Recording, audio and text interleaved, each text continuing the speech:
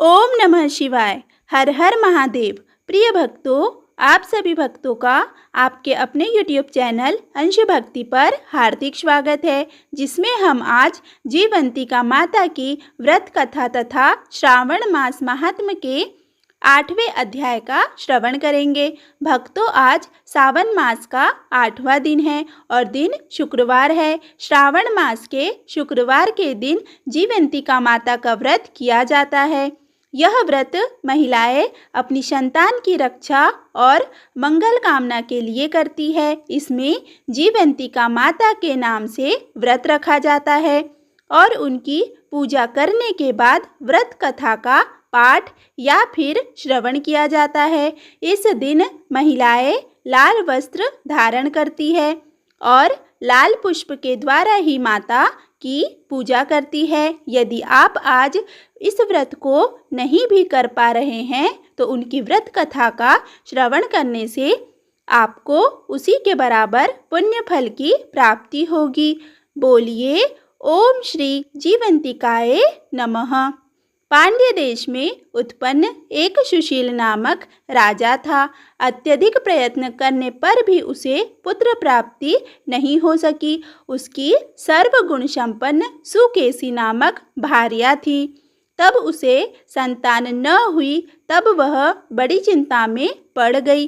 तब स्त्री स्वभाव के कारण अति साहस युक्त मन वाली उसने मासिक धर्म के समय प्रत्येक महीने में वस्त्र के टुकड़ों को अपने उदर पर बांधकर उदर को बड़ा बना लिया और अपनी प्रसूति का अनुकरण करने वाली किसी अन्य गर्भिणी स्त्री को ढूंढने लगी। भावी देवयोग से उसके पुरोहित की पत्नी गर्भिणी थी। तब कपट करने वाली राजा की पत्नी ने किसी प्रसव कराने वाली को इस कार्य में लगा दिया और उसे एकांत में बहुत सा धन देकर वह रानी चली गई। उसके बाद रानी को गर्भिणी जानकर राजा ने उसका पुंसवन और अनवलोभन संस्कार किया। 8वां महीना होने पर सीमंतोन्नयन संस्कार के समय राजा अत्यंत हर्षित हुए। इसके बाद उस पुरोहित पत्नी का प्रसव काल सुनकर वह रानी भी उसी के समान सभी प्रसव संबंधी चेष्टाएं करने लगी।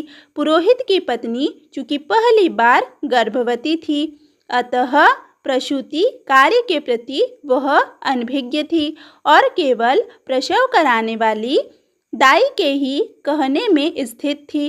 तब उस दाई ने पुरोहित पत्नी के साथ छल करते हुए उसके नेत्रों पर पट्टी बांध दी और प्रसव के समय उसके पैदा हुए पुत्र को किसी के हाथ से रानी के पास पहुंचा दिया। इस बात को कोई भी नहीं जान सका। उसके बाद रानी ने उस पुत्र को लेकर यह घोषित कर दिया कि मुझे पुत्र रत्न की प्राप्ति हुई है। इन सब के बाद दाई ने पुरोहित की पत्नी के आंखों की पट्टी खोल दी। दाई अपने साथ मांस का एक पिंड लाई थी और उसने वह उसे दिखा दिया। फिर उसके सामने आश्चर्य तथा दुख प्रकट करने लगी कि यह कैसा अनिष्ट हो गया और कहने लगी कि अपने पुरोहित पति से इसकी शांति जरूर करवा लेना। कहने लगी कि संतान नहीं हुई कोई बात नहीं, पर तुम जीवित हो, यह अच्छी बात है। इस पर पुरोहित पत्नी को अपने प्रसव के स्पर्श चिंतन से बहुत संदेह हुआ। उसका मन यह मानने के लिए तैयार नहीं हुआ कि उसने किसी मांस के पिंड को जन्म दिया है। यह सब बात उसने अपने पति को बताई। तब पुरोहित ने अपनी पत्नी को श्रावण मास के शुक्रवार के दिन किए जाने वाले जीवंतिका माता के व्रत के बारे में बताया और उसे इस व्रत को करने की सलाह दी। तब पुरोहित की पत्नी ने अपने पति से पूछा कि यह जीवंतिका माता कौन है। तब पुरोहित ने उसे बताया कि जीवंतिका माता देवी दुर्गा का ही एक रूप है, जो अपने भक्तों की प्रार्थनाओं को सुनती है और उनके बच्चों की रक्षा करती है। यह जानकर पुरोहित की पत्नी ने भी निश्चय किया कि वह इस व्रत को अवश्य करेंगी। उधर राजा ने पुत्र जन्म का समाचार सुन जात कर्म संस्कार कराया और ब्राह्मणों को हाथी, घोड़े तथा रथ आदि प्रदान किए। राजा ने कारागार में पड़े सभी कैदियों को प्रसन्नतापूर्वक मुक्त करा दिया। उसके बाद राजा ने सूतक के अंत में नाम, कर्म तथा अन्य सभी संस्कार किए। उन्होंने अपने पुत्र का नाम प्रियव्रत रखा। श्रावण मास के आने पर पुरोहित की पत्नी ने शुक्रवार के दिन भक्तिपूर्वक देवी जीवंतिका का पूजन किया। दीवार पर अनेक बालकों सहित देवी जीवंतिका की मूर्ति लिखकर लाल पुष्प तथा माला से उनकी पूजा करके गेहूं की पीठी के बनाए गए 5 दीपक उनके सम्मुख उसने जलाए और उनकी मूर्ति पर चावल फेंका और कहा, हे जीवंती माता, हे करुणा की देवी, जहाँ भी मेरा पुत्र विद्यमान हो आप उसकी रक्षा करना। यह प्रार्थना करके उसने कथा सुनकर यथाविधि नमस्कार किया। तब जीवंतिका माता की कृपा से वह बालक दीर्घ आयु हो गया और वे देवी उसकी माता की श्रद्धा भक्ति के कारण दिन रात उस बालक की रक्षा करने लगी। इस प्रकार कुछ समय बीतने पर राजा की मृत्यु हो गई। तब पितृभक्त उनके पुत्र ने उनकी पारलौकिक क्रिया संपन्न की। इसके बाद मंत्रियों तथा पुरोहितों ने प्रियव्रत को राज्य पर अभिषिक्त किया। तब कुछ वर्षों तक प्रजा का पालन करके तथा राज्य भोग कर वह पितरों के ऋण से मुक्ति के लिए गया जाने की तैयारी करने लगा। राज्य का भार वृद्ध मंत्रियों पर भक्तिपूर्वक सौंपकर और स्वयं के राजा होने का भाव त्याग कर उसने कार्पटिक का भेष धारण कर लिया और गया के लिए प्रस्थान किया। मार्ग में किसी नगर में किसी गृहस्थ के घर में उन्होंने निवास किया। उस समय उस गृहस्थ की पत्नी को प्रसव हुआ था। इसके पहले छठी देवी ने उसके 5 पुत्रों को उत्पन्न होने के 5वें दिन मार दिया था। यह राजा भी उस समय 5वें दिन ही वहां गया हुआ था। रात में राजा के सो जाने पर उस बच्चे को ले जाने के लिए छठी देवी आई, किंतु जीवंतिका देवी ने उस छठी देवी को यह कहकर रोक दिया कि राजा को लांग कर मत जाओ, क्योंकि यदि तुमने आज इस बच्चे के प्राण ले लिए तो इसका इंजाम उस राजा पर लगेगा, जिसके कारण वह ब्राह्मण उस राजा को मृत्यु का श्राप भी दे सकता है। तब जीवंतिका माता के रोकने पर वह छठी देवी जैसी आई थी वह वैसे ही चली गई। इस प्रकार उस गृहस्वामी ने उस बालक को 5वें दिन जीवित रूप में प्राप्त किया।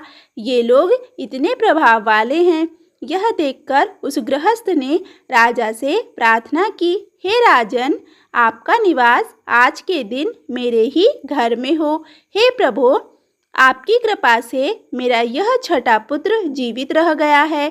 उसके इस प्रकार प्रार्थना करने पर करुणानिधि उस राजा ने कहा कि मुझे तो गया जाना है। तब राजा गया के लिए प्रस्थान कर गए।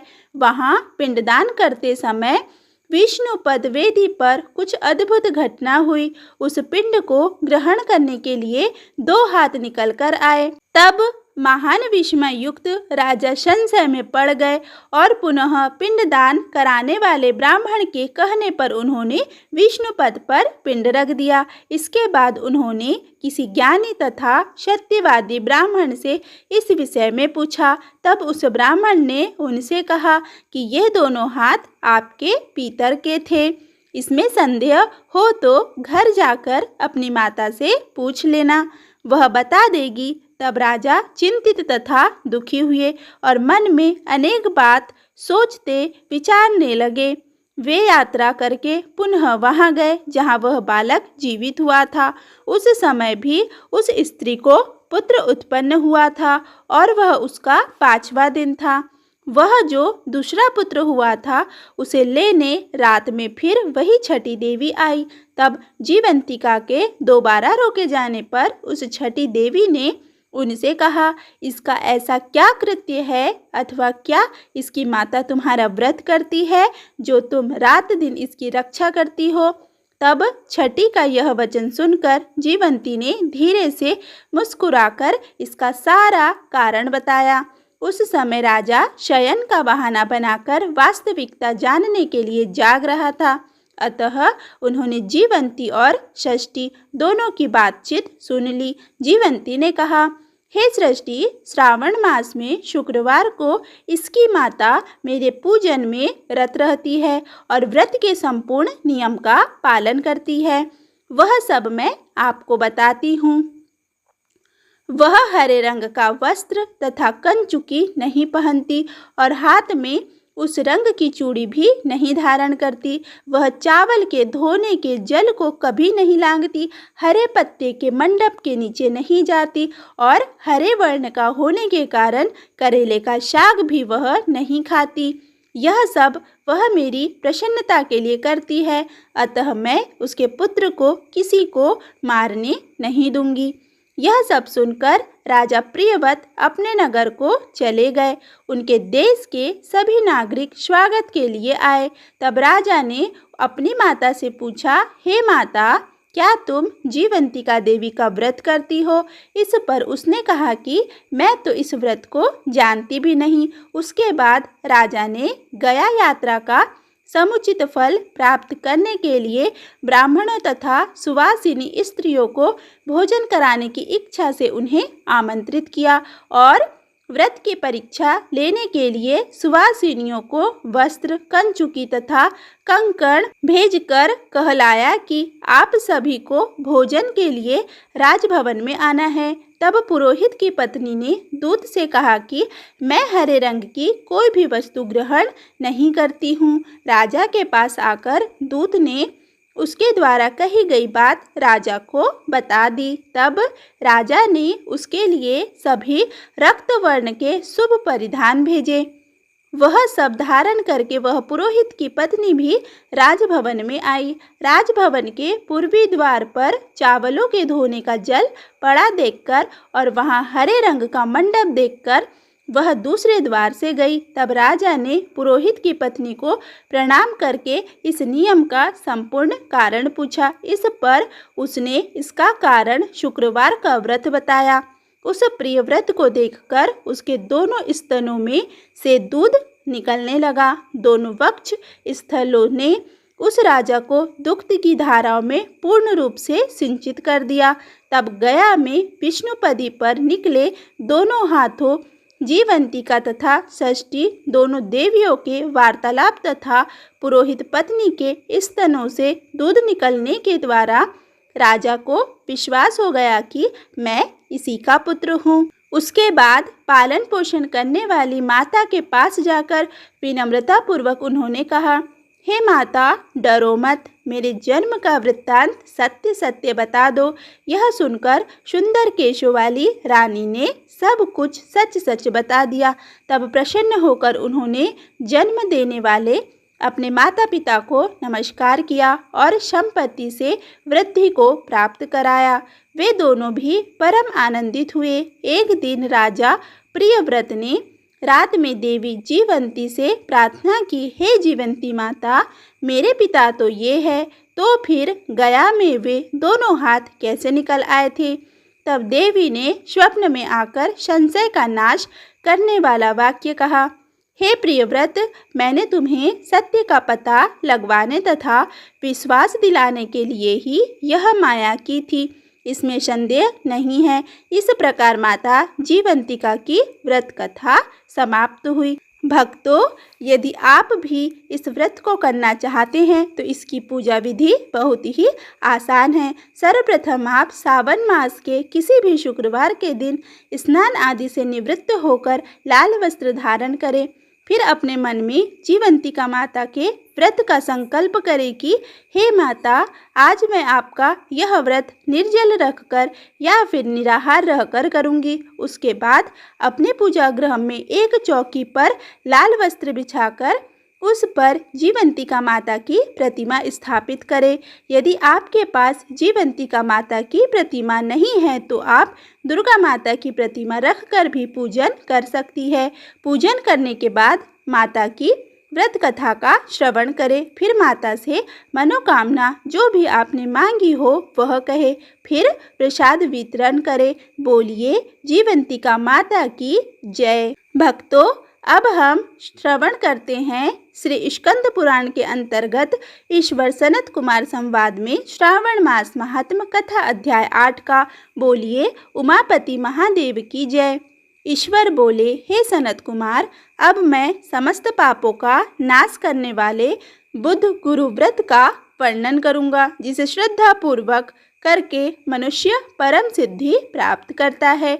ब्रह्मा जी ने चंद्रमा को ब्राह्मणों के राजा के रूप में अभिषिक्त किया था। किसी समय उसने रूप तथा यौवन से संपन्न तारा नामक गुरु पत्नी को देखा। उसकी रूप संपदा से मोहित होकर वह काम के वशीभूत हो गया और उसे अपने साथ अपने घर में रख लिया। इस प्रकार बहुत दिन बीतने पर उसे बुध नामक एक पुत्र हुआ, जो बुद्धिमान, सौंदर्यशाली तथा सभी शुभ लक्षणों से युक्त था। गुरु पत्नी को ज्ञात हुआ कि तारा चंद्रमा के घर में स्थित है। तब उन्होंने चंद्रमा से कहा कि मेरी पत्नी को वापस कर दो। अनेक तरह से समझाने पर भी जब चंद्रमा ने तारा को वापस नहीं दिया, तब बृहस्पति ने देवताओं की सभा में जाकर देवराज इंद्र को यह वृत्तांत बतलाया और कहा, हे शक्र, आप देवताओं के राजा है, अतः अपनी आज्ञा से आप उसे दिलाए, अन्यथा उस चंद्रमा के द्वारा किया गया पाप आपको ही निःसंदेह लगेगा, क्योंकि शास्त्र निर्णय के अनुसार प्रजा के द्वारा किए गए पाप को राजा भोगता है। पुराण में भी ऐसा कहा गया है कि दुर्बल का बल राजा होता है। गुरु का यह वचन सुनकर चंद्रमा ने कहा, मैं आपकी आज्ञा से तारा को तो दे दूंगा, किंतु इस पुत्र को नहीं दूंगा। शास्त्र के अनुसार विचार करके देवताओं ने उस बुध को चंद्रमा को दे दिया। इसके बाद गुरु को उदास देखकर देवताओं ने उन दोनों को वर प्रदान किया, हे चंद्र, अब तुम घर जाओ, यह तुम्हारा भी पुत्र है और बृहस्पति का भी है। यह तुम्हारा पुत्र ग्रहों में प्रतिष्ठित होगा। हे सुराचार्य, आप यह दूसरा भी शुभ वर ग्रहण कीजिए कि जो बुद्धिमान व्यक्ति आप दोनों बुध गुरु का व्रत मिलकर करेगा, उसकी संपूर्ण सिद्धि होगी। यह सत्य है, इसमें संदेह नहीं है। शंकर जी के लिए अत्यंत प्रिय इस श्रावण मास के आने पर जो लोग बुधवार तथा बृहस्पतिवार को पूजन व्रत करेंगे, उन्हें सिद्धि प्राप्त होगी।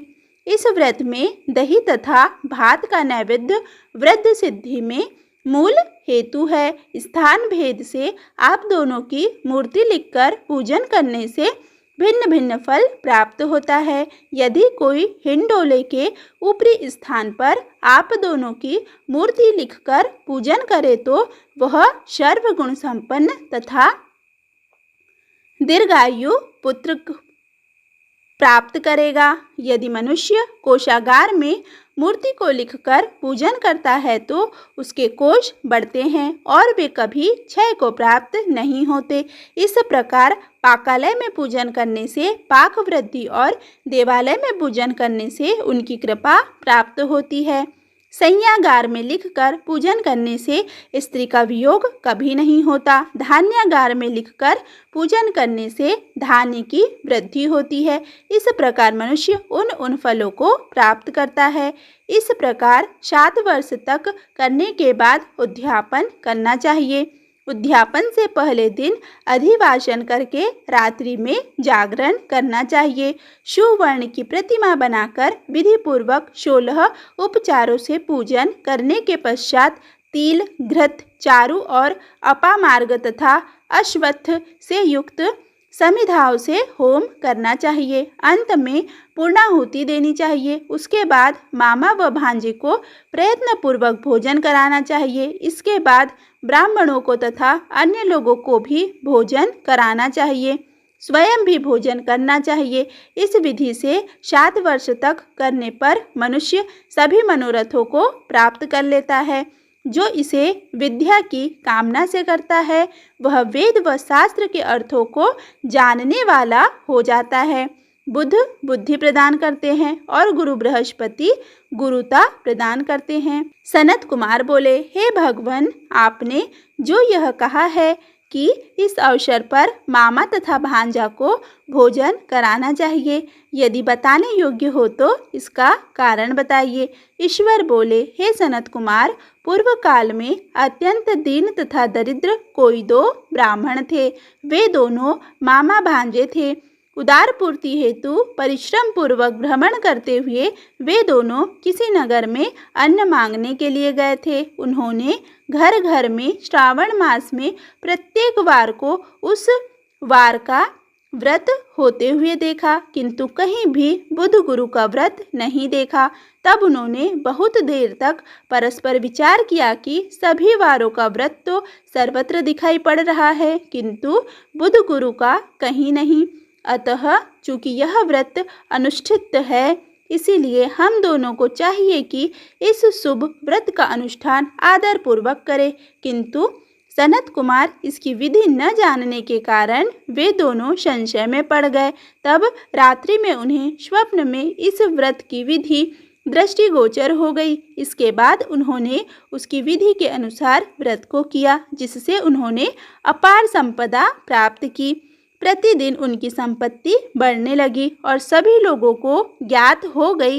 इस प्रकार 7 वर्ष तक करके वे पुत्र व पौत्र आदि से संपन्न हो गए। उसके बाद उनके ऊपर प्रसन्न होकर बुध व गुरु प्रकट हुए और उन्होंने उन दोनों को यह वर दिया कि आप दोनों को हम दोनों के निमित्त इस व्रत को प्रवर्तित किया है। अतः आज से कोई भी इस शुभ व्रत को करे, उसे व्रत की समाप्ति पर मामा तथा भांजे को प्रयत्नपूर्वक भोजन कराना चाहिए। इस व्रत के प्रभाव से उसे सभी कामनाओं की परम सिद्धि प्राप्त हो गई और अंत में चंद्र सूर्य पर्यंत उसका हमारे लोक में वास हो गया। इस प्रकार श्री स्कंद पुराण के अंतर्गत ईश्वर सनत कुमार संवाद में श्रावण मास महात्म्य में बुध गुरु व्रत कथन नामक 8वां अध्याय पूर्ण हुआ। बोलिए उमापति महादेव की जय। प्रिय भक्तों, आप सभी से निवेदन है कि यदि आज की यह कथा आपको अच्छी लगी हो तो वीडियो को लाइक करें, कमेंट करें तथा वीडियो को ज़्यादा से ज़्यादा शेयर करें तथा हमारे चैनल पर पहली बार आए हैं तो चैनल को सब्सक्राइब करना बिल्कुल भी ना भूलें। धन्यवाद।